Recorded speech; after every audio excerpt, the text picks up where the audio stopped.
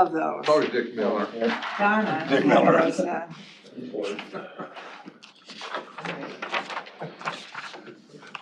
He has stamp without there. Thank you, Justin. We're not live yet, are we?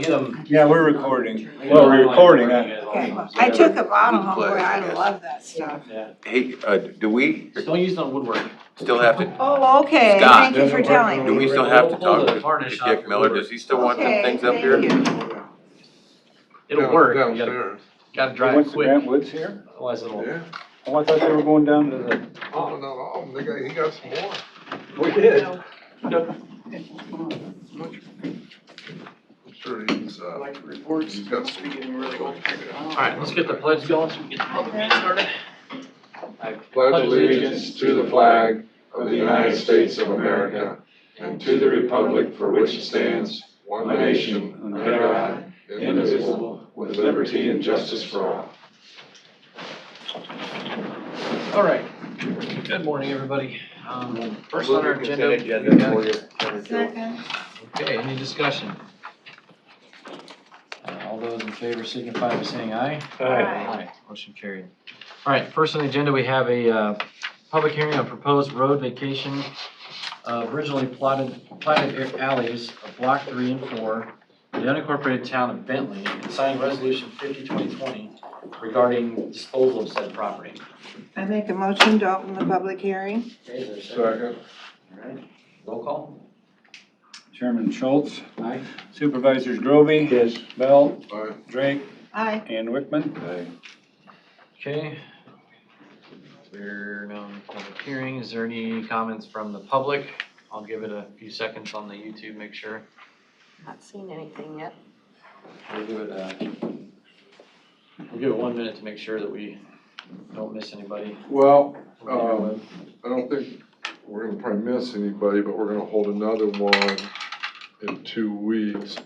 That's what you want the motion to be after we do this one, right? Right, I didn't receive any written or oral comments. I did receive 2 of the certified mails returned to me, so I want to clean that up before you actually do the resolution at the end of the public hearings. The public hearing was still published properly, so I think we do the public hearings. Okay, so you don't want another public hearing in 2 weeks though? I just wanted to get those certified letters out. I don't know if I need to have another, it doesn't need to have a public, I don't yeah, think you do, but no. I'm not the They were already sent out, right? The public hearing was put in the paper, so that notification was done, right? The certified letters, a couple of those got returned, so my concern is I would like to contact those landowners. What he's said in his email is what he's saying is the code is not, my understanding, the code's not clear, but I think if we made a good faith effort, which we did with the certified mail, that we should be good to go, to be honest with you. It would be my position. Mine too. Mine too. All right. I'll make a motion to close public hearing. Okay, is there a second? Second. Roll call. Chairman Schultz, Aye. Supervisors Grovey. Yes. Bell, Right. Drake, Aye. Wickman. Okay, next we'll need a motion to approve the board to sign resolution 50/2020. Second. No, Discussion. the only thing I would say is, I think, John, let's go ahead and try to do what you're discussing and see if you have luck that time, just even show we went above and beyond, so. All right. I mean, there's not much cost in that. No. Yeah, okay. The addresses you sent those to, John, came off of, the assessor's side, I would assume? Yes, it came off the GIS site. Do a roll call, please. Chairman Schultz, Aye. Supervisors Wickman. Aye. Bell, All right. Drake, Aye. and Grovey. All right. Next we have, this is 50/50 here, so I'm gonna get this passed around to you guys. You got, yeah, you might as well, you got about a minute and a half before the next one. So, there's that. Melvin, do we have the call going? Because Locked In was calling in and Harry and Coke was calling in. All right, yeah, I forgot to do that. Okay. I'll get it,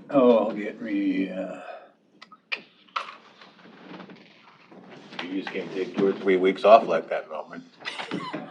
Man, you know, I get so distracted by other things. The days are just packed. Alright. You got a pen? Thank you. You can hand it back to John. Okay, alrighty. Tim. Your call cannot be completed as dialed. Please check the number and dial again. And mine. Oh, that feeling. Your call cannot be completed as dialed. Please check the number.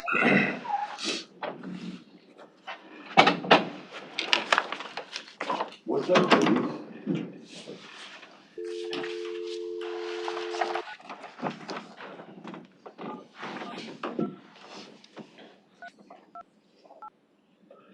Alright.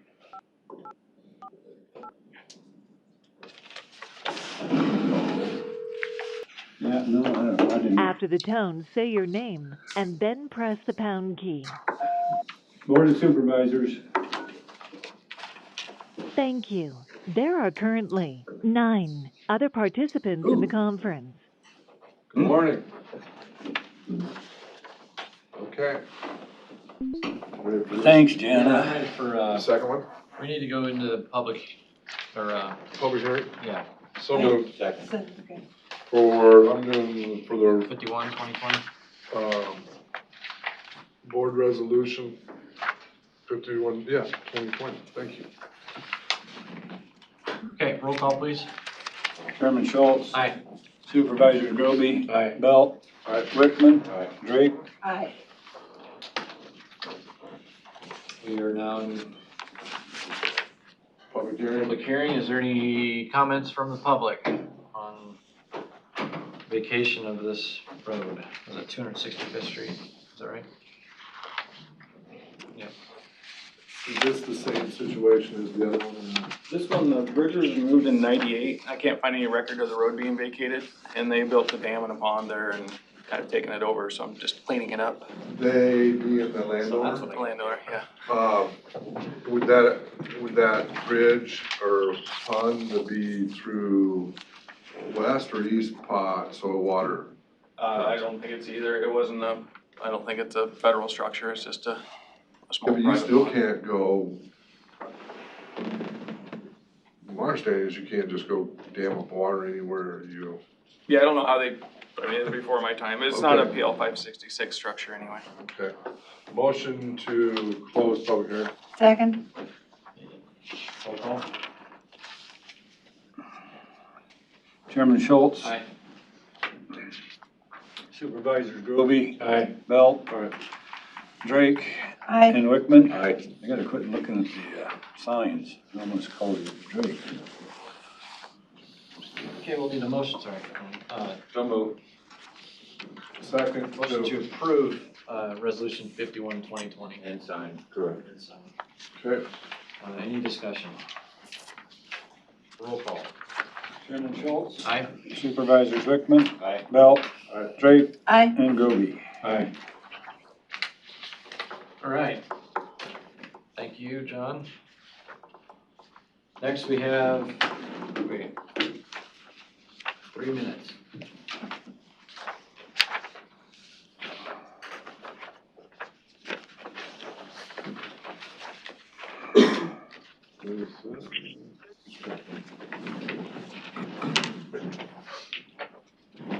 You get the There's, some other ones that you need to sign there. Okay, thank you. I stopped at Pet. I went down to PetSmart. Johnson Went down to PetSmart, but they said if they was gonna cut it, they'd have is to give now in the conference. PetSmart wouldn't go over here. Two. Unfortunately, I didn't save mine, but South of this house, have something to divide, I think I'll do that later. It's on that, we were out there a couple of years ago. Says it's undermined really bad, the metal part lane. We did some work there this spring already. Do we miss them? Did we? I don't, Cool. I don't, have someone check it out, will you? Thank you. Yeah, okay.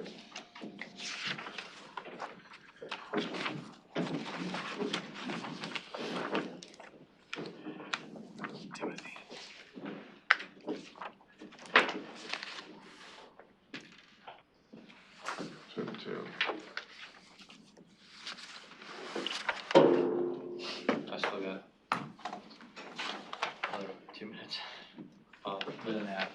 Yeah. For sure.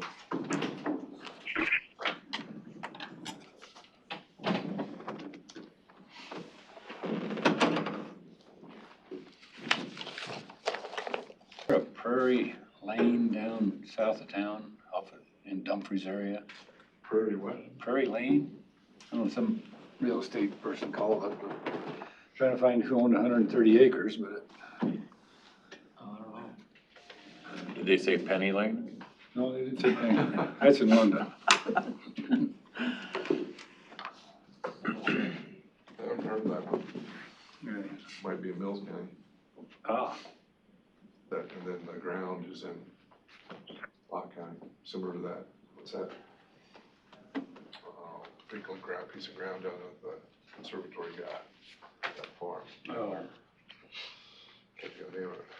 green something. Yeah, Green Valley or something like that. Okay. I think we're good, Yep. so let's, we have a public hearing set for a proposed preliminary plat of Chriswell subdivision situated in Hazel Dell Township, and signed planning and zoning resolution number 2020-05. So moved. Motion? Okay, Second. Okay. Roll call, please. Chairman Schultz? Bob Criswell. Aye. Is now in the conference. Just in time, Bob. Chairman Schultz, I did that. Supervisors Groby? Yes. Bell? Aye. Drake? Aye. And Wickman? Aye. Okay, we are now in public hearing. Is there any comments from the public for or against the proposed preliminary plat of Chriswell subdivision? Four. Mr. Criswell, I Take it. presume. Aye. Aye. All right. Yeah. Motion to close public hearing. Okay, is there a second? Second. Okay, roll call. Chairman Schultz? Aye. Supervisors Groby? Aye. Bell? Aye. Wickman? Aye. And Drake? Aye. And now, I'll make a motion to approve and authorize the board to sign planning and zoning resolution 2020-05. So moved. Second. okay, any discussion? Roll call. Chairman Schultz? Aye. Supervisors Wickman? Aye. Bell? Aye. Drake? Aye. And Groby? Aye. All right, motion carried.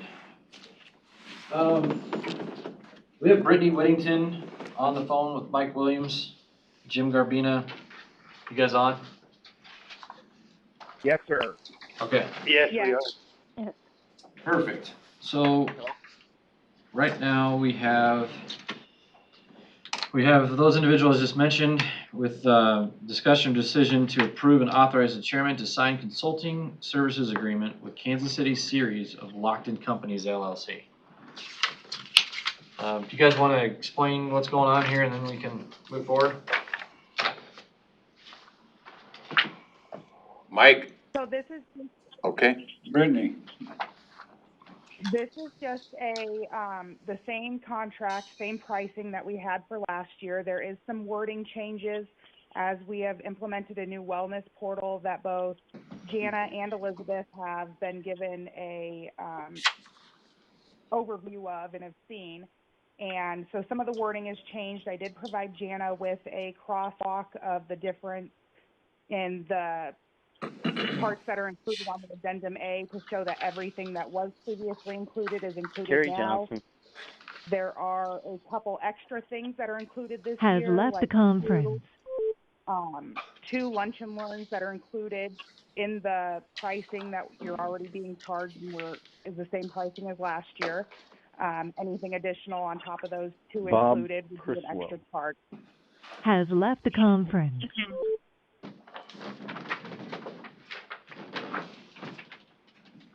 Okay, we lost you there at the end. What was your last sentence, last statement? Just the last statement was that there are two lunch and learns included in the pricing, which is new this year, and anything on top further than those two would be an additional charge. Gotcha, okay. What is that additional charge, Brittany? It depends on the lunch and learn. Some of them are 30 minutes and some of them are an hour, so it depends on which one we would be doing. So how much for the 30? Courtney, do you want to answer that? Sure, yeah, we would do $60 for a 30-minute lunch and learn and $120 for an hour-long lunch and learn. Okay, perfect. And that would be based on topic lists that we would send Jana, and she would be able to choose which topic she'd like. Okay, perfect. Thank you. I need a No problem. motion. Can we ask a quick question? Yeah. Courtney and Brittany, in light of, where we are in society right now, as far as the biometric screenings go, are you seeing any differences with any of your other groups being able to get their biometric screenings done or not getting them done? How flexible is the contract if something happens and people, aren't able to get to their physicians to get their biometric screenings done? Sure. So Yeah, good question, Jana. Oh.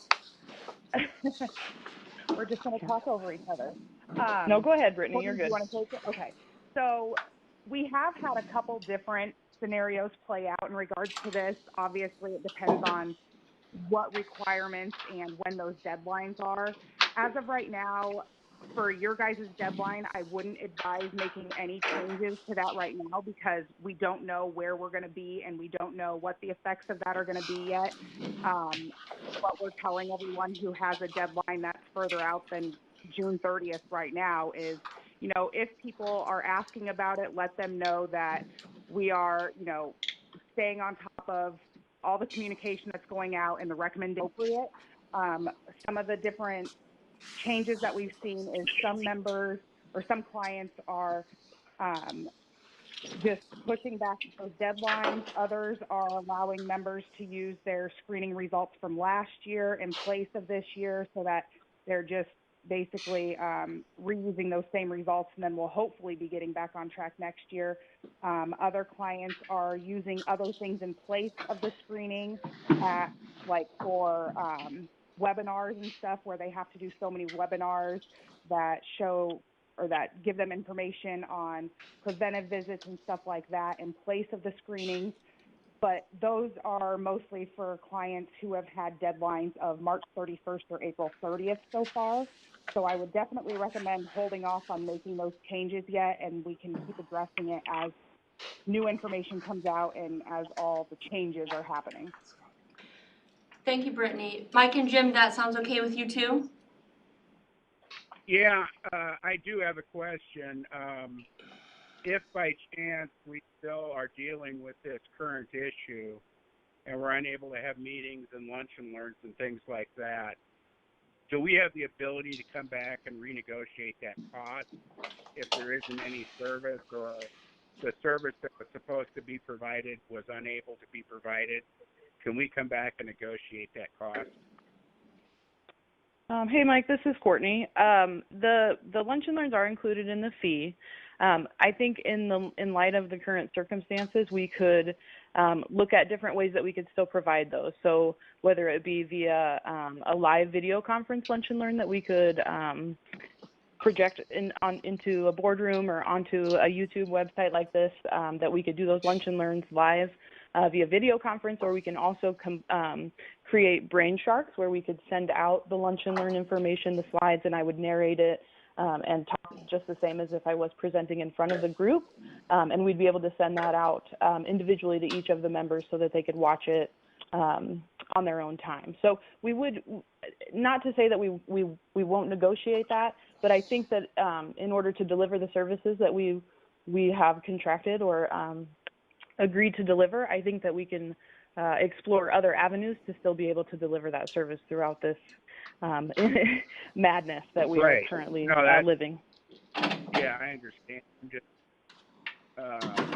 with everything that's going on, some people don't have access to IT and things of that sort. So I just want to make sure that we have the ability to possibly renegotiate if we're unable to do some of these things that are provided in the contract.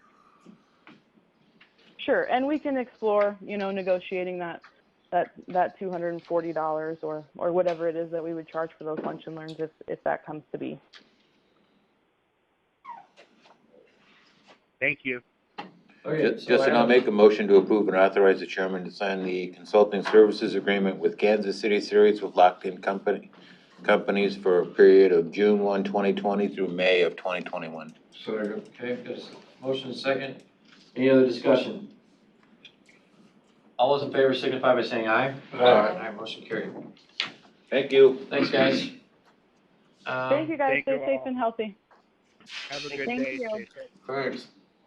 Wait until they all check Courtney out. Garmon with Lockton. Has left the conference. Brittany Whittington. Has This is left Tom the Emmett. conference. I was asked to dial in to this. Has left meeting. the conference. Stephanie Dow. Has left the conference. Oh dear. Kat Teeter. Has left the conference. Should be one more. Mike Williams. Good thing we didn't have 50 people. Has left the conference. Is anybody still on the conference line? Yeah. This is Tom Emmett with the Historic General Dodge House. I was asked to dial in. Okay, And Jen Foltz is here. perfect, thank you. Jen, you're up next. Executive Director of the 4th Judicial District Department of Correctional Services. Discussion and decision to allow previously allocated funds for the 13th Annual Crime Victims Luncheon scheduled for April 22nd of 2020 to be kept to the Department of Corrections for 2021 Annual Crime Victims' Rights Luncheon. So moved. Is there a second? Okay, any discussion? All those in favor signify by saying aye. Aye. Aye, motion carried. All right, Jen, did you catch that? Thanks, Jen. Thank you. Bye-bye. Thanks.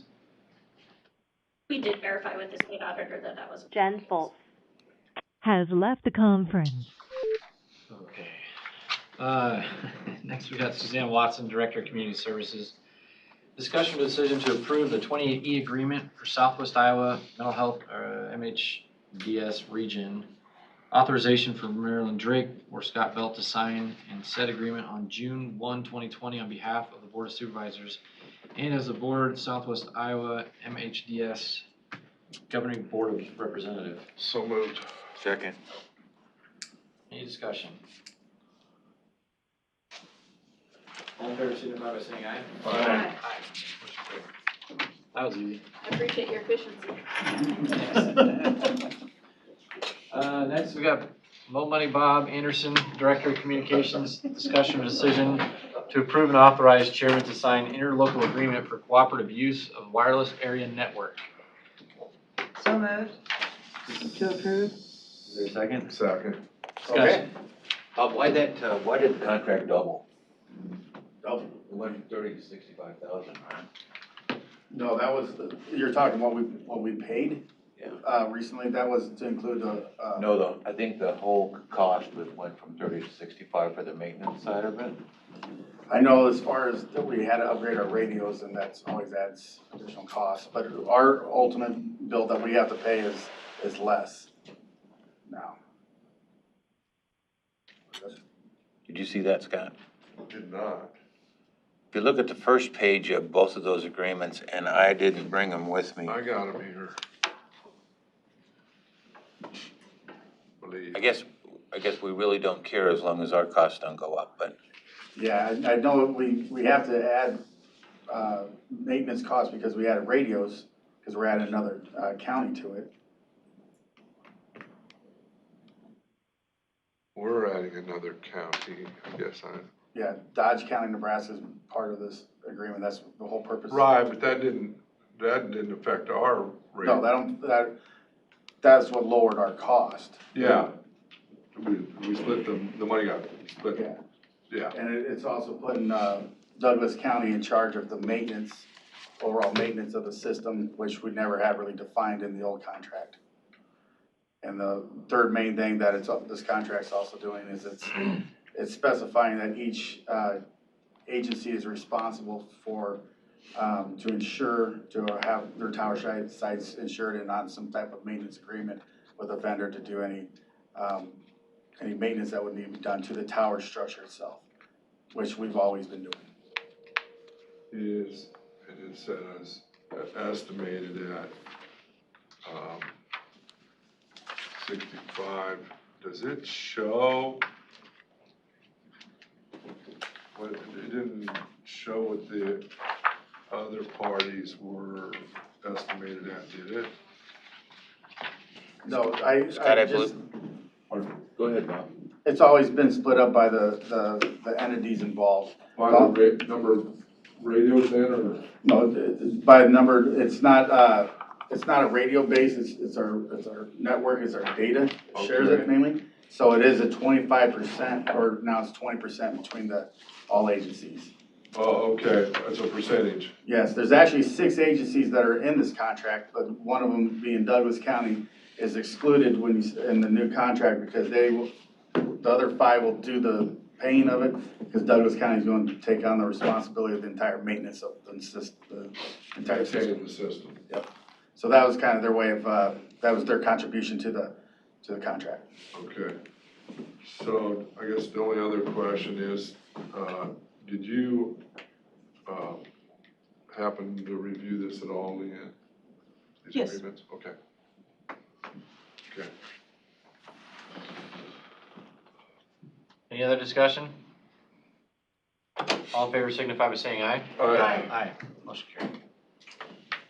Can Okay, I have you sign this for me? I signed this copy. I need a total of 6. They require 1 for everybody. Original. 6 copies. Yeah, I got them right here. I already signed mine. Yeah, bring them on up. I'll sign them.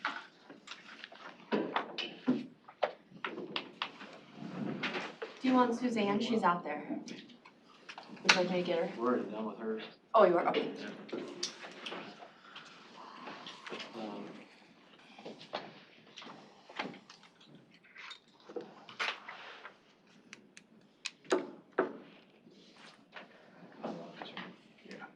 Leanne's already signed it. and opened it up.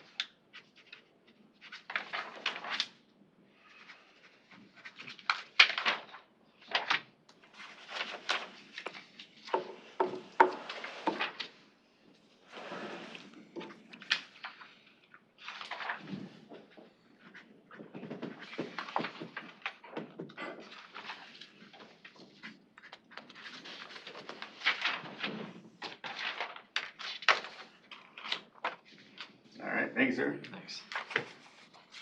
Hand sanitizer, don't drink it. Thanks, Tom. Okay, next we got David, Chief Information Officer, discussion or decision to add the courthouse jail connection to the bond project list. So moved. Is there a second? Second. Any discussion?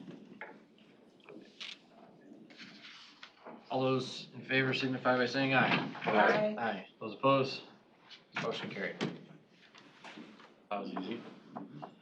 Next, we have authorized existing funds to purchase courthouse switches in the amount of $140,000 with the intent that a reimbursement resolution would be used later. You want to explain that one a little bit? So my understanding is the bond has not been issued.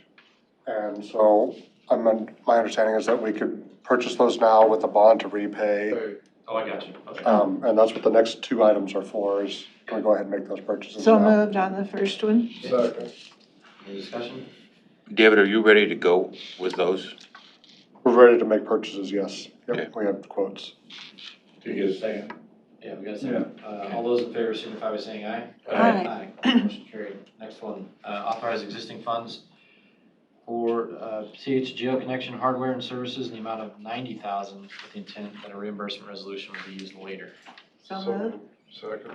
David, you want to explain that one real quick? So right now we have a connection between the courthouse and jail via Cox. We pay them monthly for that connection. I would like to move away from them over time and own the connection between the 2 buildings or the 2 locations. And so we're working with the city of Council Bluffs right now on a fiber connection. And then, but it is also very smart to have 2 connections between facilities because of redundancy reasons or backup reasons or whatever. And so having 2 is a good one, especially if we own 1. And so this one is I'm not sure which one would be the primary versus the secondary, but we would have 2 connections between the buildings. We have Zerker here. The sheriff's office needs to have Zerker. If one connection goes down, we gotta have a backup, a failover. So that's what this connection is for. You think it's a good idea for the county too, right? I think it's a great idea for the county. Oh, because you said you. Oh, no, it's a good idea for the county, that's what this is for. Yes, I apologize for that. No, not a problem. We got All those in favor signify by saying aye. Aye. Motion carries. Okay, next we have whether or not we're going to approve the payment to Central Square annual software maintenance. We're getting close. So they have not accomplished the Adachi piece that we've been waiting for. The latest is that there's still that one piece that they have not fixed, and their development team is working on it. We are also waiting for, somewhat unrelated but related. We're waiting for quotes from them for other little areas, and they will not be giving quotes anymore until we pay our maintenance. Right. So we're a little bit between a rock and a We don't pay hard. bills till we get our product that we bought, so. Well, I told them to finish the Adachi piece and then we'll pay the bill. So those quotes that they want to hold, which is fine, and I don't disagree with that, good deal. So are those quotes for those services gonna be done by, is it Central Square now? Yes. But will they be done by them, or will they hire a third party to do those? So, one of them is jail data conversion, so that would be done by Central Square. So they would take some data that we didn't convert and convert that. We're waiting on a quote to see how much that would cost. The other quote we're waiting on is the EDMS or state interface for the court system. And that is an interface. So an interface means you have two vendors, vendor A and vendor B, and they talk to each other. So is it vendor A, we're gonna say is Central Square? Central Square is vendor A, and we would have to have a quote from them. We also have to pay vendor B for their half of the interface. But if the quote comes in high, we potentially could say, no, it's too expensive, we won't do it. Okay, so. But we don't even know what that is, so they're not gonna give us the quote because we're not paying our maintenance. Right, so vendor B is who? Is that the state or is that a third party? It's a third party that the state has hired called MCP, I forget what MCP stands for, Managed. Okay, okay, thank you. So, How much more time do they need, David? for the Adachi? To finish the Adachi, Wow. they never tell me times. They might, well, the last time I saw they tested it, was it 2 weeks ago? Well, last time I tested it was when I was last in here, which I think was maybe 3 weeks ago. 3 weeks ago, okay. And it passed 3 of the 4 things, but the 4th thing is what they're trying to fix now. Supposedly it's very simple, but it's been 3 weeks. Your poor nerves. Well, They it's, have to be stretched. yeah, it is what it is. So you want a motion then, Chairman Schultz, Either to, approve it or disapprove it, or we wait. let's just table it until the next time we meet, or 2 Would you like weeks me from to table it now? until it's complete? Yeah, that'd be. Yeah, that's Rather fine than coming too. back every 3 weeks and saying no. Okay, I'll do that for you. Second. Okay, any other discussion? All those in favor signify by saying aye. Aye. Cool. Okay, next, approve amendment to IT office assistant job description to include additional duties and change pay grade to 519. So Kelly Kincaid in my office is an awesome employee. She's got a great skill set. And we're also rolling out a new website here in about a month. And so I would like to add some duties to her job description that allows her or puts her into a website editor role to some extent. We've talked about this a little bit off and on over the past couple of years and who should be doing the website maintenance. And we have a website committee, certainly, but I would like to have a lead role or a person that could do website maintenance for non-department areas of the website. She's also very skilled in Microsoft Office, so I'd like to offer those services to county employees. We do a lot of Microsoft Office training, but that's once a month. It'd be a cool opportunity, I think, to allow her to help people with their spreadsheets or their PowerPoints or their Word documents, things of that nature. Do you have this in your I'll make budget? that motion to approve. Yes, it'd be about a $4,000 increase, over a year's time. You have it in your budget now? Yes, yep. Motion? Second, when is this effective, David? July 1st, is that when you want it, David? It doesn't say, It doesn't say, I would like to line it up with the website rollout, which is mid-May. So maybe May 1st, something of that nature. May 1st. We can find the start of a pay period that falls in there closest to May 1st. yeah, Effective. okay, so at the end of the day, what, Jana, what, ballpark, was it 1750 to 19, or what? So, what we're moving it to is 2256 to 2801. Okay, thank you. You're welcome. All right, all in favor signify by saying aye. Aye. Aye. Those opposed? Your motion carried. All right, next, approve on donating 2 used laptops to the historic General Dodge House. So moved. Is there a second? Second. Okay, any discussion? All those in favor signify by saying aye. Aye. Aye. All right, motion That's carried. why the guy was on. All right, So this is Tom with the Dodge House. Thank you very much. You're welcome, Tom. appreciate it. Thank you. All right, come visit us soon, okay? Well, we will when things are better. You betcha. We'll when we're open, of course. But yeah, we'll look forward to seeing you. Thanks for your service, folks. Take care. All right. Thank you, everybody. Wait a minute, Tom Thanks, is left David. leaving the meeting. Tom Emmett, Historic General Dodge House. Has left the conference. Becky Bell, Finance Auditor's Office. Mark Shoemaker.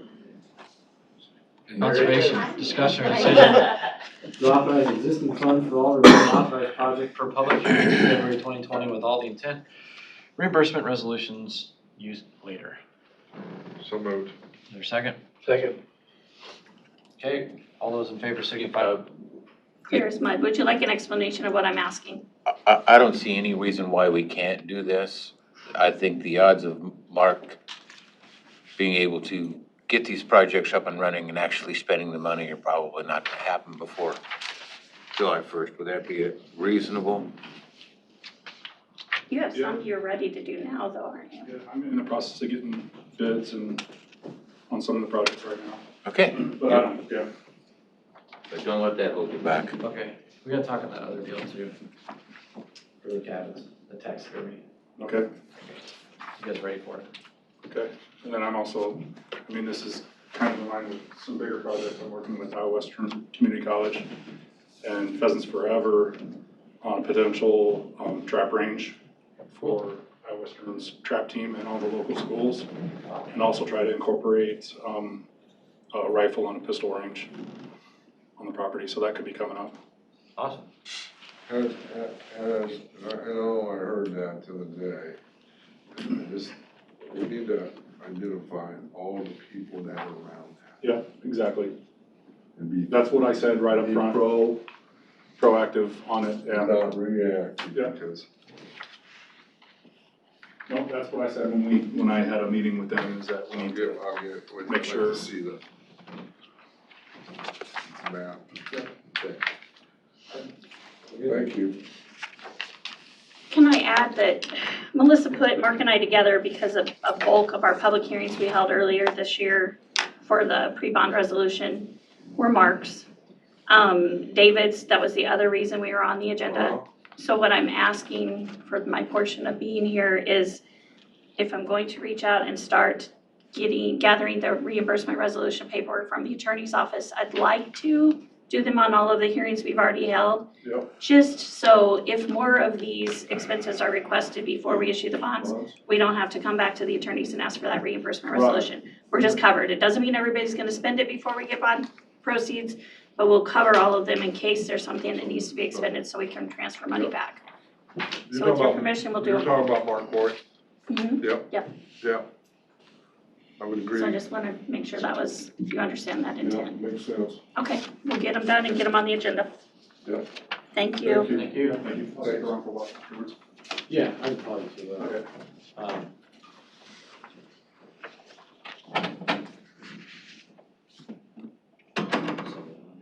Jana, Yeah, I'm just trying to make sure I got my ducks in a row. All right. Next, we have Janet Lemrick, Director of Human Resources. Discussion decision to approve and authorize chairman to sign memorandum of understanding between Potawatomi County and the American Federation of State, County, and Municipal Employees, local chapter of 2364, regarding supplemental pay for maintenance and custodial staff assigned to the jail or juvenile detention facility. So moved. Is there a second? Second. Any discussion? Janet? For some reason, I thought we did this, but we talked about it. You signed the contract, but these pieces have come out of the contract because they're Okay. supplemental and so they're now prohibited topics. But we did want to keep them in place for these maintenance workers, so we're putting them in an MOU. Okay. Did you have a question, Tim? No. Okay. Any other discussion? All those in favor signify by saying aye. Aye. Aye. All right, motion carried. Next, we have the approval or authorization for the chairman to sign memorandum of understanding between Potawatomi County and the American Federation of State, County, and Municipal Employees, Local 2364, regarding supplemental pay for those employees that are included in roads bargaining unit. So moved. Is there a second? Second. Any discussion? All those in favor signify by saying aye. Aye. Aye. Okay, those opposed? Motion carried. Next, we have the approve and sign agreement between Potawatomi County Local 2364, American Federation of State, County, Municipal Employees, Local Council 61, 911 employees for a period of July 1, 2020 through June 30, 2021. So moved. Second. Any discussion? That was for a 3% salary increase, right, Janet? That's correct. Are these in the future, these memorandums, can they be, this last one isn't a memorandum, but can they be done with the contract, or will they not need to be done again? Well, yeah, so the memorandums will run the same time as the contract, and we'll take a look as we continue to move forward and see how Chapter 20 changes or doesn't change. Other places we want to put these, such as possibly in the employee handbook, or when we change our comp structure, maybe that 50 cents gets added into their base, and we don't need a MOU for this. So can the MOUs be changed? Wow, I just noticed that green line up there.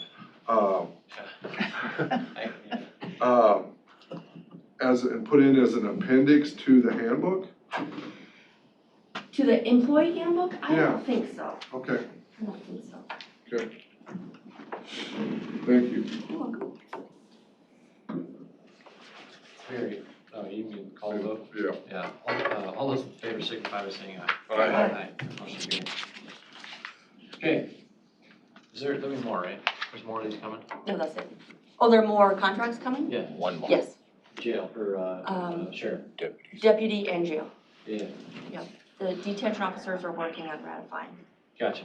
All right, next we have Matt Wyatt, Director of Planning and Development, discussion, decision to approve and authorize chair to sign memorandum of understanding between City of Carson and Potawatomi County regarding a part-time Main Street coordinator and approval to utilize 28,000 of impact funds for said position.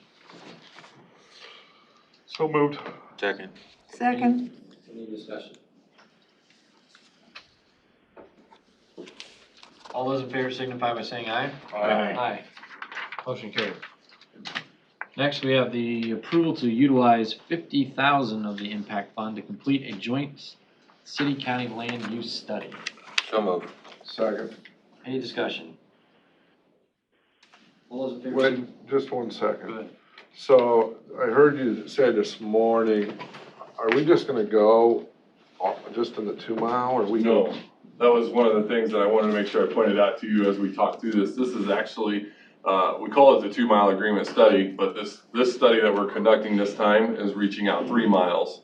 Just so that way we have that little bit further view, although the things that come out of it, we will narrow down to our 2 mile area because state legislatures were bound to that 2 mile area. But then we will have that extra mile of distance out there because we talked through that heavily where we have that, we don't have a 360 picture, we have a 180 view. That Even less than 180. that we look at. So this is really gonna focus on those areas that can really be considered out there for development. And the major piece of this that we will see come new to us out of 2 mile study is going to be the feasibility study that comes along with it. There's a heavy engineering aspect to this study, and it's going to give us feasibility for water and sewer, and then also a draft transportation network map, and then some fiscal modeling that goes with that. What's the cost benefits of a water sewer extension out into that area? So if they extend it out into that area, what could you potentially see as an increase in the tax base that would come along with a development like that? And that, along with the new mapping that, since obviously when you look back at the one that was done in 2000, 2005-ish, the mapping that came along with it was very blocked out by section and quarter section lines, and that's kind of the way they divvied it up because you really didn't have a way to view it better. With the new mapping technologies that they have, we have a really narrowed down view to where the lines that we draw on this map, we can really go with the way that the topography runs, the way the development could potentially look at running, and then that would divvy up what you have currently right now, which is City Service Area 1, City Service Area 2, County Service Area 1, and County Service Area 2, into much more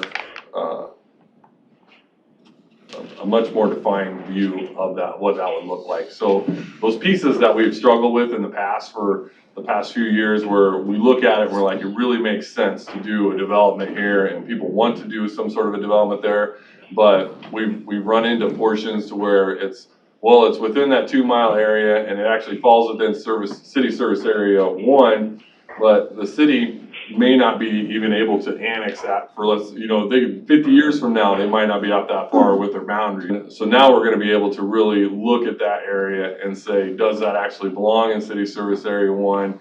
Does it make sense to do a rural development out here that is a little bit more in line with what can be annexed into the city? And we can really start to get some more of those buildable lots done for the county, so.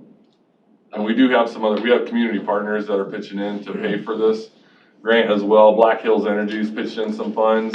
Advanced Southwest Iowa is pitching in some funds, and so is Iowa West, along with City of Council Bluffs and county matching funds. What's the projected completion date on this, Matt? Do you know? I knew that. I don't know that right now. Okay.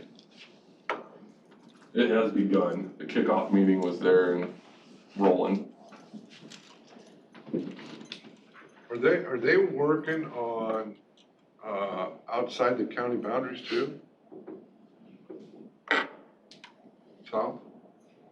South of us? Yeah, are they going into Mills? I don't know. We didn't have any discussion of them going anything down into Mills. Okay, there's always been discussion with the city on going south, so they're almost on the north edge.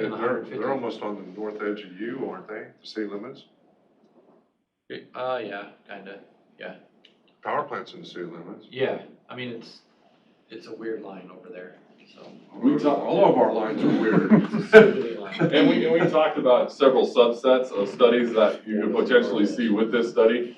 When we talked about when we had the homeowners coming in who were talking, the ones that are right outside the city limits in the Hilltop area, Wildwood area, we talked about what does it look like to include them into this, but it's almost like a subset of this study for feasibility wise of what that does to bring them in. And that was when, yes, there was a Mills County portion mentioned in there to where the city talked about maybe they would go to Mills County and see if they wanted to join them on looking at that area, what that would look like. But this study was more of a broad, and then you have your narrowed down points.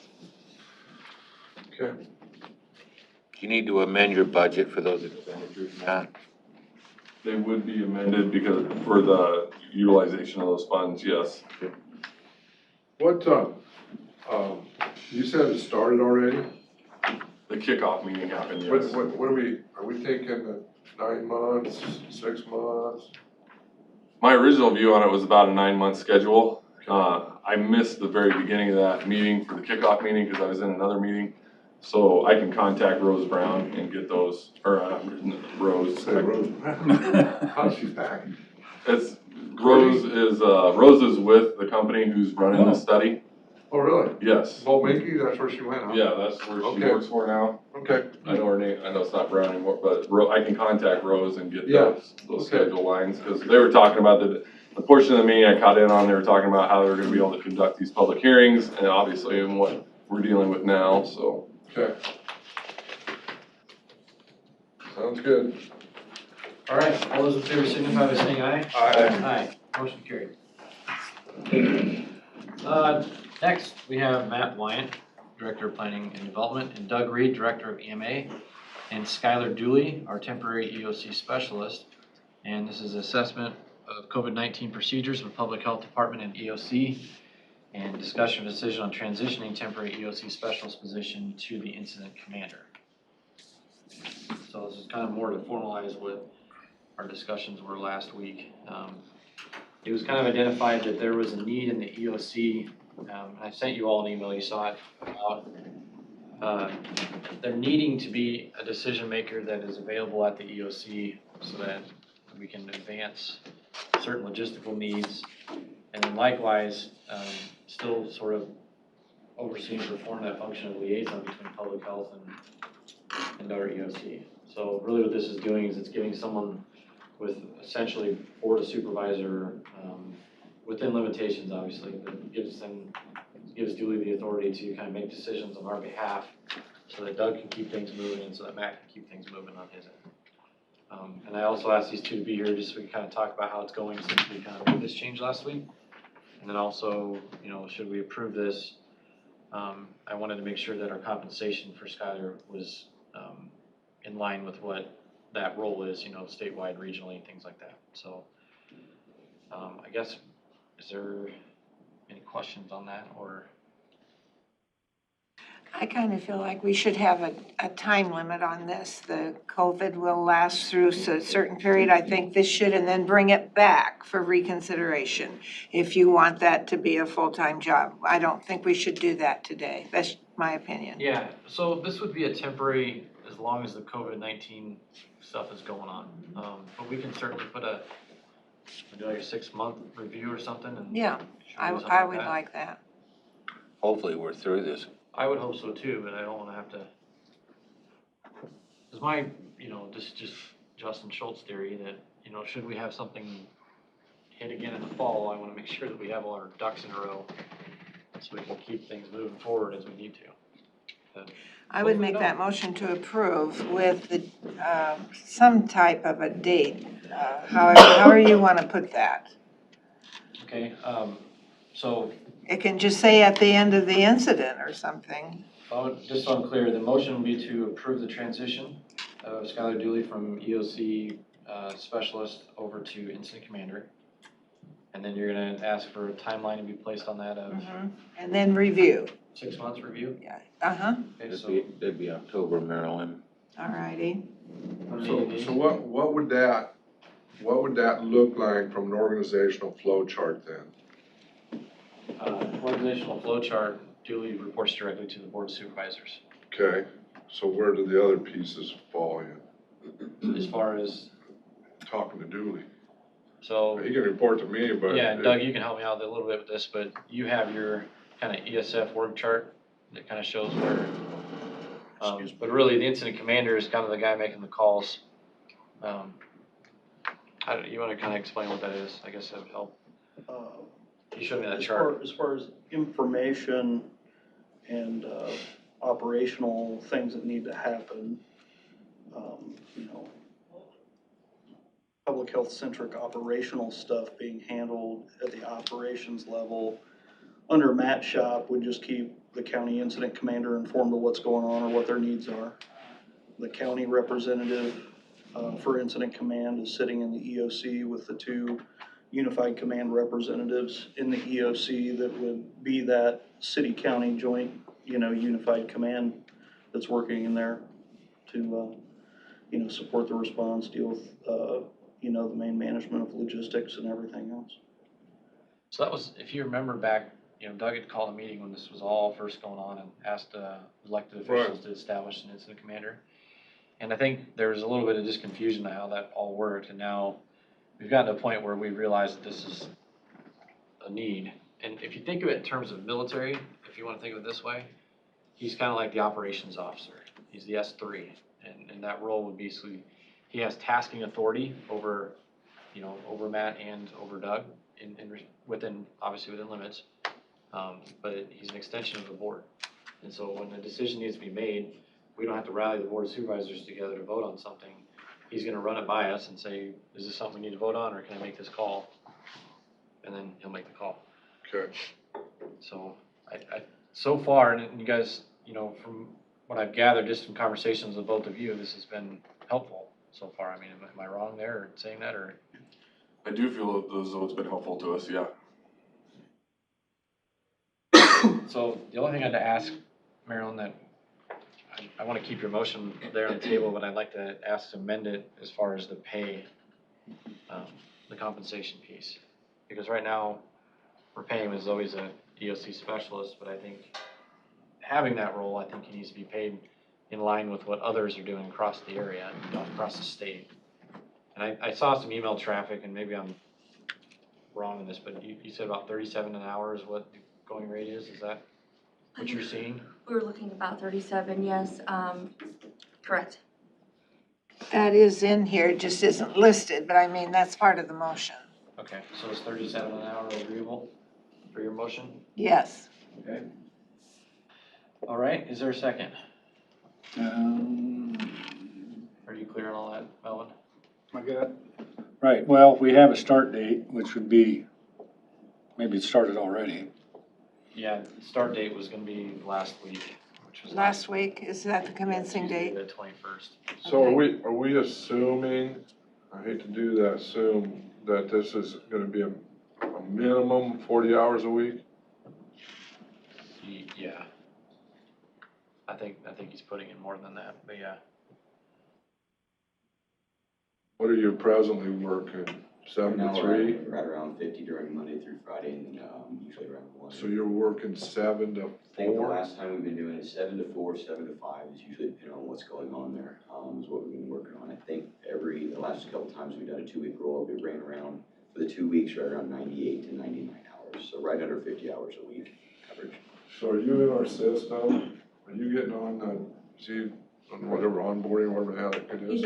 Correct, yes. Okay. Yep, he's already finished with all of that. So as far as the pay change, last week would be the middle of a pay period. So we either have to back it up one more week, or we could start it, I think Sunday was the start of a pay period, so we could start it. Start on the pay period, I think that'll make Okay. sense. Saturday, thank you. We're leading into, just so the board's aware, I mean, his hours on the weekend will probably pick up a little bit. This last weekend was a little bit busier than what the 2 weekends before had been. But as it comes through, I mean, we'll just kind of flow with it, but we're picking up more hours on the weekend. This last weekend, I imagine we're gonna pick up more hours this weekend than on the previous weekend, so. Can I have one point of clarification as well? So, and I believe that because this position is changing and we know that it is going to be more hours probably than what we thought the other position was going to be, I would recommend that this is an exempt position. If we wrote a job description for it, we would see, so similar to Matt and Doug, it would be exempt, but this position would still be included in that disaster compensation plan, similar to Matt and Doug. The only thing I could foresee is if you do something like that and you get into hours, overtime rates, those things. I mean, even as a temporary billet, it still qualifies under the FEMA reimbursement guidance. Okay. So I mean, either way, if they say, okay, you're a county employee or you're a temporary employee we brought on for this incident specific, either way, it's claimable. Okay, And that would be all great. hours under temporary, as long as the temporary billet that you write up makes a determination on how you'll deal with stuff over 40. Okay. Yeah, so I don't want to go down that route then. Okay, 'Cause I that think sounds good. If we can get reimbursable. Yeah. Now again, the standard caveat I always give you is He'll be an entitled to eligible claim, insurance. not guaranteed. Is eligible, but only his regular. Not because he's temporary brought on for this. They're dealt with different. If it was, Okay. so it's like how you deal with the already exempt full-time employees within the system, only, straight time, or for any of our people, straight time doesn't count, Right, right? Overtime hours do, unless there's a different person. and this isn't that same situation then? He's considered and was hired as a temporary employee. So all the expenses potentially could be, Straight and or overtime, yes. really? Yeah, because he's a temporary employee brought on because of this disaster, so it's no different than State Homeland Security when they bring on, Jesse as a liaison officer for the Guard down in the EOC. They'll be able to claim those hours under, a couple different pots, but, or like the Department of Health has hired on a couple temporary employees to work out at the Guard Armory at the regional office. Same kind of deal. You got it. When do the claims get submitted, Doug? They still haven't determined a closing date on this, obviously. Like with some of the guidance I've put out for recovery, is that you can fill in the request for public assistance and get approved as an eligible entity, and we should all be documenting our time and things like that. And, all those forms and guidance documents are out there on the recovery website that we created. I'm still waiting for not a lot, but I'm waiting for several entities to designate who their recovery point person is, so we can start sending a little more detailed information, but there's no deadline set right now that you have to have your claims in by here, because we don't really know where this is gonna go. And quite frankly, there's a lot of expenses that are being. You're tracking it all though, right? Like you've got some sort of document or some sort of file that is showing, okay, reimbursable expenses potentially are in a file, so that when the time comes to submit this, you're ready to rock. Is that right? Yeah, for my office, obviously. I don't do that for every department, for every jurisdiction. That's, just like any disaster we run, that's on them. So that's why we put out the guidance documents and the forms early, so people, could be tracking that You'll be once. taking care of this position specifically, right? What's that? For the sake of this conversation, you will handle getting Skylar Dooley's. Well, I think Jana will have it, or Audrey Well, will I have it think in probably their since he's system. being paid through whatever source directly through the county or under Matt's department, that those would be claims that would be submitted under the department. He's not getting any other compensation other through the payroll system, right? No, he's not. Depending on how long he's here and depending on how long. Right, no, I understand that, but he's. IBERS could kick in, but as far as right now, it's just, his wage. So his payroll records that we could reimburse as a temporary, employee would, they're all being dealt with through the county payroll system, so no different than Matt's crew or any other department. That's not get missed, so. All right, so we have a motion, do we have a second? Not yet. I'll second that. I got another question for Doug, though. Doug, you mentioned that some of the other entities haven't fulfilled their, incident commander role, or to be able to submit for reimbursements? Yeah, no, we switched from that setup to just getting people's points of contacts for the recovery side of the house. Okay. We asked them to fill out an online form to identify who they are, jurisdiction, what department, if they feel that they're gonna need to file for reimbursement under FEMA. That way I had a good list of people to make sure that we got direct information on deadlines, policies, things like that come out of FEMA or the state.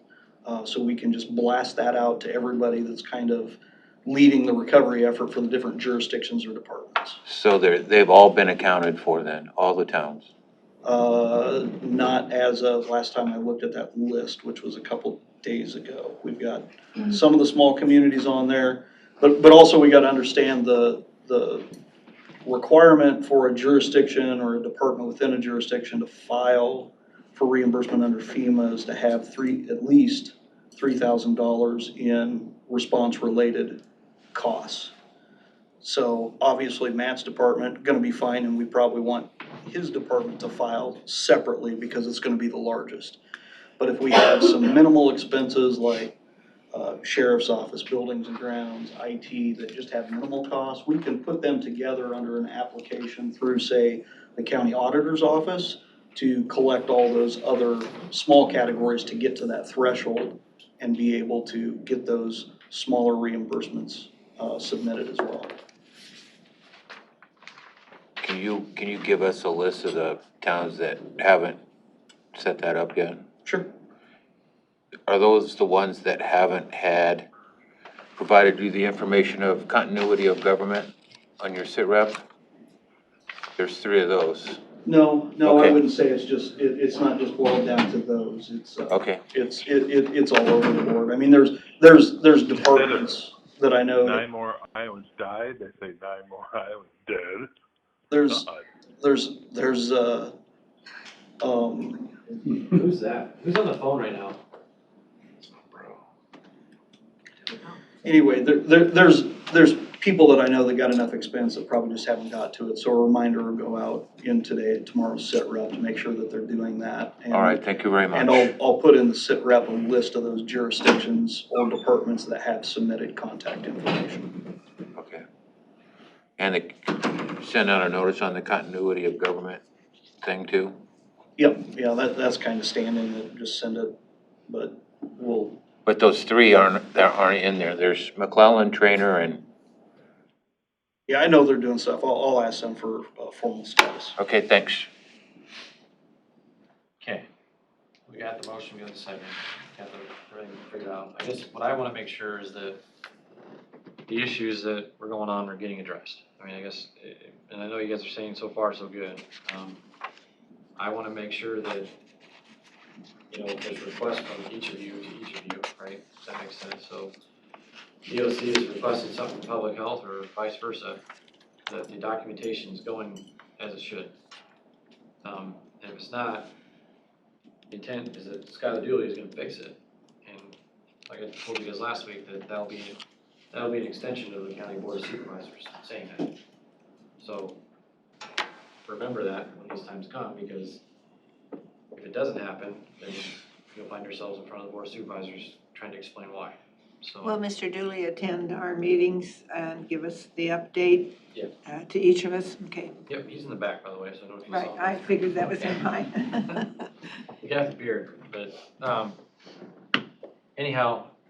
I'll call for the question. Okay. All those in favor signify by saying aye. Aye. Aye. Those opposed? Motion carried. Thank you guys very much for coming, appreciate it. Welcome aboard. Okay, next we have,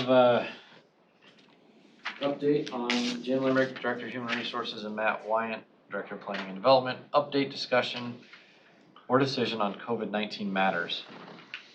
Is this something different? Let me start. So Janet wanted us to come before the board just to give an update, because when the courthouse operations kind of shut down from employees operating internally here, and what is the planning looking like going forward on bringing employees back to work, and how does that look moving forward? So what we did yesterday was that we got the department heads together, and over at the EOC, between the staff over there, the police chief, fire chief, and us in public health, we got together a guidance document that we ran through the Board of Health. They've given us their thumbs up on it right now. We'll take official action on it on their Board of Health meeting. But what it does is when the department heads get a read down through it, I felt like the police chief really put this best when he described about how do we show the employees what the new normal is going to look like, and give them that vision for moving ahead.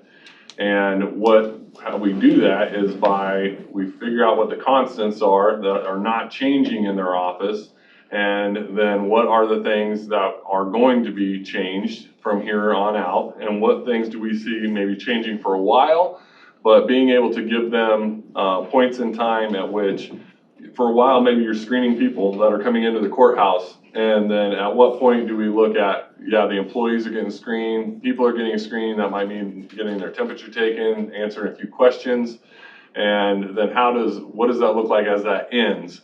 And so to be able to make everyone feel safe on both sides, customers feel safe, your employees feel safe. And what I've really pushed on this is it is a real leadership down approach. If we have our department heads informed from whether it's the board of supervisors or the auditor's office or the treasurer's office, recorder's office. You know, we have all these different elected officials that can kind of do and so as they please. But what I really wanted to press on that message yesterday to all of the elected officials was that when we do this on our side over here, it has to really be this unified approach. And if all of the elected officials sign on board with this, and then we are able to educate our department heads and giving them that information to start thinking of as, because everybody's individualized, everybody has a little bit of different tweaks that they do in their office. How can we relate these things to your employees? And how can we best address the needs and issues that your employees may have? And that goes all the way down to upping of mental health services that we've done for a while. And I think that guidance document really gives them some good things to initially think through. And then we offered up to them that we could individually, if they wanted to talk to public health and work it down through their department, then we would be able to do that. We could also send somebody from public health over to their office to kind of help walk through and see the different things that they have going on. Buildings and Grounds has been heavily involved in a lot of these conversations, because Jason has been great on pulling up these different items, whether it's the sneeze guards, different cleaning materials, things like that, because that was part of it. As each person, David was the first one, he emailed me last night from IT, and he ran through what he was doing with his employees, and I mentioned back to him some good points that they would need to talk through at their office, because their department is a little specialized to where they have the ability to work a lot remote, but also work and remote into people's computers, things like that. But then at the same time, they spend a lot of time going to different departments, going and working at somebody else's workstation. So is he gonna make sure that his employees have wipes to where they can wipe off the keyboards, mouse and headset before they go to utilize somebody's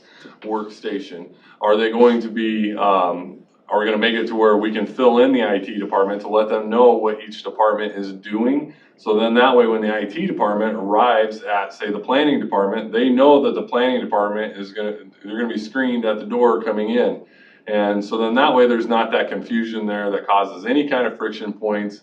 And if we push these things down from the top and everybody is well informed and our middle management is well trained up on them, then the message is gonna come across a lot more clear to our employees. And it's gonna make everyone have that reassurance as they come back to work. So I got a question, because we do a great job of preparing and getting to that point where like, okay, what's gonna happen when, someone shows up, we're gonna screen them. If you have an IT employee who just came from his office and walked over to your office to work on your computer and you screened him coming in, and now all of a sudden his temperature is above our minimum threshold, are we just sending that individual home from there? Are we allowing that person to go back to their office? What's the aftermath of that screening process if we say, hey, you can't come to my office, you've got a temperature? Well, great, but can I go to my own office then? And that was part of those guidance documents that we handed out, where it talked about what do you do if you screen an employee at the door and they fail the screening, so you're gonna send them home for the day. And the same for customers. What if you have a person who's wanting to come into the house? Do we have an obligation then to hand them the materials, kind of beefing up how you can do your business in another way? Do you have availabilities to do your business online? Can you do it over the phone? Can you do it by mail? And making sure that our communication strategy coming out of the county is reflecting those things, making sure that we're keeping our websites up to date with those different items, our social media accounts up to date with those different items. But no, those are questions that we talked through as a group to see what would happen. I mean, the courthouse is, I don't say easy, but you got one point of entry, and so you can isolate that individual and say you're not coming back in this building. But I worry about when that person walked across the street from your services building and we sent them away, and that person went back to their own building, Well, So we got to make sure we have the same setup at each of these places. my car keys are in my office, and if I go over to the services building and I've got a temperature, I can't go home without coming back to my office. So, are you We'll going to throw have them a out the policy? window to you, Leanne. My windows don't open because it used to be the jail. I'm not saying we got to solve that problem right now. I'm just saying that we got to start thinking of the second, third order effects of our decisions right now. And, we got to try to keep the stupidity level to as minimum as possible, some people, there are people out there that just have higher temperatures naturally, and so we gotta be mindful of that, you know. Well, it could be, everybody's, put your purse on your shoulder. It's just part of the way we're gonna transition. Be prepared in case you have to go home, you know, and make it part of those rules and applications. I guess, to help Matt on this one a little bit, part of that discussion was to make it, vague enough that it would work with everything with the county, so it's not just refined enough for this building and that building and this agency. So that way it can go out to all the cities that are in the county, and they work completely different as well and have different, dynamics. So it's to have a generalized idea of everything, go out to everybody and give them guidance. Yeah. But at the end of it, we put in there a lot of caveats as far as they need to work through all those individual plans and think through this stuff and work with their HR departments and work with their legal teams on some of the questions that are gonna come up for their individual specific things. But it was definitely a generalized thing to give everybody guidance, and because of that, we did not address a lot of those smaller, depending on this building, this agency, that type of stuff, because that was not the intent at that point. That's not a complete, you're not completed with that discussion yet, are you, Skylar? That discussion is ongoing because obviously it depends on what the governor says, and then with obviously Mass Department, it's totally evolving constantly as well. So, because obviously with public health, that's the main driving force, and that's why it's coming from them. But it's a draft copy as of right now, and I believe public health's still working on completing more of it. The draft copy will go out in the sitter up today to give people a look at it based off of guidance from public health, but it is still working in live document, yes. The department heads in Potawatomi County, have they seen it? They will be seeing it tonight with the sit rep. The reason they didn't see it yet is because we wanted at least a verbal from the Board of Health. So that way they would. They saw it in our department head meeting. We scrolled through it. The city took it over to their department head meeting and went through it. The county did the same at ours on Monday, went through it with them. But it is a lot of it. Even it's 5 slides of information, but on those 5 slides, there's a lot of things to consider as you go down through. And it's noted at the bottom that this is not a complete list, because we do realize how individualized these different things are and can be. Melvin, for example, he'll have a couple different things going on, because he'll think about how his office operates here at the courthouse, and then he's going to think about, well, how does that translate into different questions that may be at polling sites, and keeping those people. The roads department, kind of the same way. Roads has his office here, but then they have all the remote shops that are out there. I have the recycling center. Mark has the parks. So each of us have those different caveats, but it's definitely good points of information as you're working through those individual department plans to consider. And then it's just making sure that we communicate those back out so that as others come more informed, or the crossover of departments we have, people from Melvin's office going down to the recorders coming into Melvin's. What's your plan to notify the public when we get to that point? When we get to the point of reestablishing services. And opening, yes. It would go through the same communication plan that we've utilized as of right now, which would be, the city PIO will draft a press release. The goal is hopefully that, the courthouse and city hall would be opening simultaneously to keep that, Yeah, that was talked about. I would really talk about, there's lessons learned on stuff like this. I talked to Jan and Dave, and just so you know, about what I call a soft opening, and then evaluate after a week from all the employees' feedback before we say, yeah, we're having a big party over here. No party balloons or confetti cannons. We will make sure that's. But I'm just saying, most big entities do that, and then whatever, a week later, then we can do the press release and say we're good to go. I'm just throwing that out there. I'm just, Yeah, whatever we do, just to build on that, I think we need to make sure that we. Because we're not gonna get it right if we just. Well, I think the press release needs to go out. I think the press release needs to go out before we have our government start to open back up. Our constituents need to know that what we're gonna request of them when they visit the courthouse. Well, they're not gonna read, a lot of these people that come to the courthouse are not gonna read.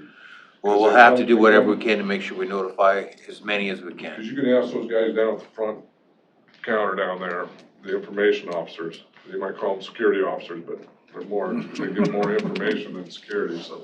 And a lot of that discussion revolved around signages in front of the buildings. Is it gonna require new signage to be posted out there? The wayfinding, when you do enter a building, is there gonna be marked out paths that you're gonna take to get to where you're going? Have you been to the grocery stores and see how many people actually follow the signs and how many don't? But the attempt's made. Well, I understand Yeah. that, but I mean, signs. Well, Yeah. I don't totally disagree with what Scott's saying. I just think I just wanna make sure what we're doing is in line with the city of Council Bluffs, so that we're not, being counterproductive. Like, they've made some really strong efforts to put their documents together, and I know some of ours have been modeled off that a little bit, and we've been having the collaboration. And it's important, at least to me, that we keep that going, the whole unity of command, right? That's kind of what this whole conversation revolves around when you talk about, especially emergency operations. So if we're gonna open up our courthouse, well, I want to make sure the city council. Well, we need to know what the courts are gonna do, and I haven't heard anything from them lately, so. Lieutenant Artfeld, sitting in the EOC with Unified Command, is in contact with Lieutenant Brown.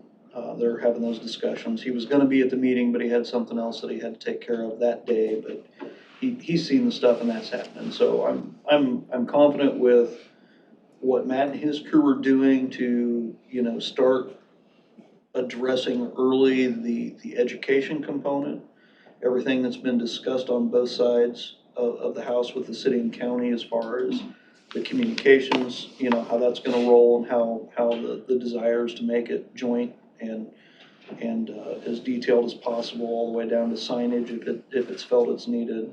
The position that we're in now, gives us the best opportunity for success to do it collectively. So I've got no reason to think that it would come off any other way, so. Cool. What's your recommendation for a decisions? Friday opening or a Monday opening, or what is gonna be your? Personally, I think there's, maybe some validity into continuing the discussion, that you offered to Matt on some type of soft opening and get employees integrated back into this kind of new normal or temporary new normal, or depending on what needs to be put in place at the different facilities or department level, and then opening it up after that. But that's, that is for public health and the Unified Command team to really decide based on feedback from department heads, things like that, but. Cause what I heard yesterday was a little bit, I don't know, and I wasn't expecting it, and this was part of the department head structure, and I don't know where the unions come into this and how this all comes together, but if an employee wants to come to work and wear a mask and wear gloves, where's who ultimately gets to say in that? I mean, public health gets you can give out the guidance and say, here you go. There definitely has been some of those situations where an employee maybe wanted to wear gloves and a mask, but no one else is, and so you don't want to cause fear to our customers and our other employees, right? So But we've we worked, just need to right. have that discussion. Yeah. And and I don't, like I said, are they protected in, I don't know what, from whatever OSHA or whoever, CDC or whoever. Yeah. So when those conversations or those questions have come up, that's what we've done. We've worked with public health. What are the CDC guidelines? Have And we that's got any feedback on that yet? as far as, It's well, permissible, it's not, I mean. what's interesting is that when that happened, the very next day, the CDC guidelines changed. So then what the employee was asking for, then the guidelines change, and then yes, you may do this. And that's the thing, these things are living and breathing documents that are changing all the time. So I think too that we might not be able to be consistent for every single department, but to have a consistent message and make sure that you've looked at all of your areas thoroughly. We've reached out to departments to find out who's already screening now, who's not screening, and then we need to make the decisions. Who might need to be screening in the future, who needs to be screening longer, especially, the jail, juvenile detention, things like, departments like that. Okay, well, I just think we need to have a pretty thorough discussion on all of that. I think yesterday's meeting with the department heads really I thought it was a good conversation. It was really good information from Matt to get them really thinking about what would be my options of opening, what's it gonna look like for myself and my employees. We don't have dates yet, right? We know that, but if you need to order stuff, do it now. If you need to prepare and plan, now is your time to be doing that for whatever your options are gonna be to open. And then as this goes and with direction from the governor, we can put those plans in place when it's time. Well, it'll be another week before I can read her next dossier she puts out. Doug, if the departments need something, they can get that PPE and stuff from EOC, can't they? Did the governor do anything yesterday? Oh, yeah. Did she? She opened up restaurants yesterday. She did, I didn't Friday. hear it. This Friday. Library can open up too Friday if they want. I doubt if he opens it up over there. Hold on, I think the question you asked is pretty valid, like where are employees getting PPE? Is it just restaurants or is it Well, salons? a lot are going to Salons. Jason, right? So if they need Maybe hand the 15th. sanitizer, plastic partitions, they're going to Jason. Masks, Jason going gloves. to the EOC, or is that how it should work? Some of Yeah. them, and I can't remember who I know have gotten gloves from us for some of their activities. Mainly, most of what we put out to county departments has been the hand sanitizer, either direct to department or the bulk stuff that gone to Jason and they kind of refill there from previous orders. What we're limited to with what we're sent by the state, the first priority is for healthcare, right? So providing patient care at a couple different levels, and that won't be changing from the guidance on them. But with getting under the new public health orders, getting, a contingency reserve built into the system, having a couple, emergency or crisis push packages that can go out to some of our major players if something turns, then we'd be able to look at that, in some tier 3 level type of support. But what I would recommend is that following the guidance recommended by public health in that document that they've looked at, determining what is best for their department or their physical location, decide what they might need. And then we can sit down with public health and the EOC, look at what, say, we might need holistically in the courthouse, what we might need in community services. Do the engineer shops think they need anything, and see what we can do with that. A lot of it probably won't fit some of the stuff we have, but we may have some stuff that we can help out of what we do have, but we probably need to be looking, like with all the other towns and city government, alternatives. When you guys get to that point where you sit down and have that conversation, decide what those needs are, that you have a requisition, how does someone request it? Come up with that plan so that, whatever, the attorney's office, all of a sudden, they're panicked, they want face masks and gloves and sanitizer and all that. Make sure they have a way, each department has a means to do that. That's all I really care at the end of the day. And so the same ordering process, I wouldn't see a need to change it. It's been working for nursing homes to home health care organizations that have never been in the process to anything else. It would meet the needs. We just need to determine what we think the need is across the government spectrum for reopening and see the best way to make it happen. And my guess it'll be, from multiple sources. Can you take care of that, Matt? I know what our departments are gonna, have we talked to them about what they think they're That was gonna? a conversation started yesterday, yeah, that was all part of it. Okay. I'll send you that document so you can see. I seen the what document, went but over with I missed the conversation. Okay. Yeah, all of that was part of it, thinking through what kind of protective equipment you were gonna either require or supply to your people. Did you give them a deadline to have that information to you? I did not know. Well, we should probably do that. Otherwise, what's their motivation to? Well, the conversation we had yesterday, I guess I wasn't looking at all that information coming back to me. So I was just giving them something to start with, and then I figured that it would kind of filter back through Janet to me at that time, but. Okay. I know what the governor said yesterday in a proclamation, and when you look at what we have going on in our county, while we are currently listed as one of these counties that on May 1st, the spigot's gonna turn a little bit for us and open things up. I still try to caution everybody that our numbers are on the rise. We are not in the downward trend that is 14 days of a downward trend. This virus has made it into our food processing plants, and you don't see any of these other food processing plants faring very well numbers-wise when it comes to it. The request has been made to the state to come down and either supply us with tests so that we can have staff test the people at the meat processing plant, which we have the availability to pull from the health systems right now. The health systems have furloughed workers right now that we can pull in to conduct that testing, because our public health nurses are obviously doing all the contact tracing.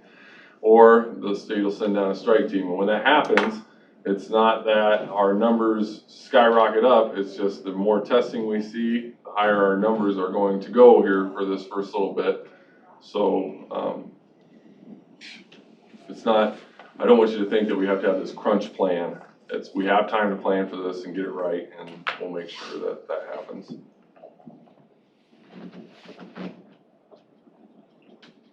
Okay, any other? And I think this is probably one of the few times in my lifetime that it's favorable of the news media coming, because they're gonna be reporting bad news over there for Omaha and Nebraska, because they're starting to really see the numbers rise. So that hopefully keep people a little tamped down over here. You're not asking for any motion for anything today, are you, Chairman Schultz? No. Okay, good. I have a question. So, someone asked me this, and maybe you'll know, with the governor's proclamation of opening restaurants on Friday, with limited seating capacity and all that kind of stuff, are they still allowing the to-go alcohol drinks and things like that? That's all still in play? Look like, yeah, that's still in the proclamation. Yeah. Yep.